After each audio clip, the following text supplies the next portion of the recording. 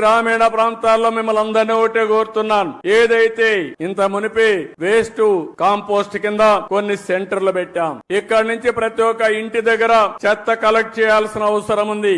అందులో నుంచి ప్రోడక్ట్స్ అన్ని సెగ్రిగేట్ చేయాలి. ఏది కూడా వేస్ట్ కాదు, అన్ని రీసైక్లింగ్ ఉపయోగపడతాయి. ఈ రోజు ప్లాస్టిక్ ని మళ్ళా ప్లాస్టిక్ గాని ఇప్పుడే ఒక ఎగ్జిబిషన్ పెట్టారు. అనేక వస్తువులు తయారు చేస్తున్నారు. ఒక పక్క మన వరి నుంచి కూడా ఏదైతే వేస్ట్ ఉందో గడ్డితో కూడా కరెంట్ ఉత్పత్తి చేయడం, లేకుంటే బయోఫ్యూయల్ తయారు చేయడం అవకాశాలు ఉన్నాయి. ఈ విధంగా ఏదైనా పెంకులుంటే సీసం ఉంటే మళ్ళా రీసైక్లింగ్ ఉపయోగించుకుంటాం.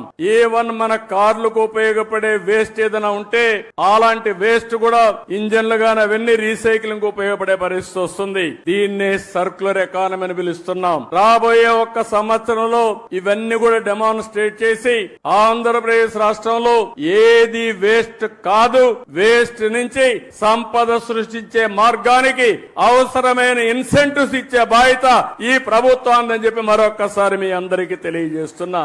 ఎందుకు నేను ఈ మాట వాడుతున్నానంటే ఇది ఎవ్వరికి అనుకుంటూనే ఉన్నాం, శ్రద్ధ పెట్టడం లేదు, ప్రభుత్వాలు పాలసీలు తేవడం లేదు. మీరు కూడా పట్టించుకోకుండా మన అనారోగ్యానికి మనమే కారణం అవుతున్నాం. ఈ రోజు ఈ యొక్క రీసైక్లింగ్ సర్క్యులర్ ఎకానమీకి ఇప్పటికే 87 మున్సిపాలిటీల్లో 157 ఆర్ఆర్ సెంటర్లు కూడా ఏర్పాటు చేశాం. ఇదే కార్యక్రమానికి రాబోయే రోజుల్లో 17 కార్పొరేషన్లు వచ్చే జూలై 5 నాటికి, ఇప్పటికైతే అక్టోబర్ 2కు 17 కార్పొరేషన్లు వస్తున్నాయి. వచ్చే ఏడాది జూన్ 5కి మొత్తం రాష్ట్రాన్ని సింగిల్ యూజ్డ్ ప్లాస్టిక్ రహితంగా మారుస్తాం. ఇలాంటి కార్యక్రమాలతో ముందుకు పోతున్నాం.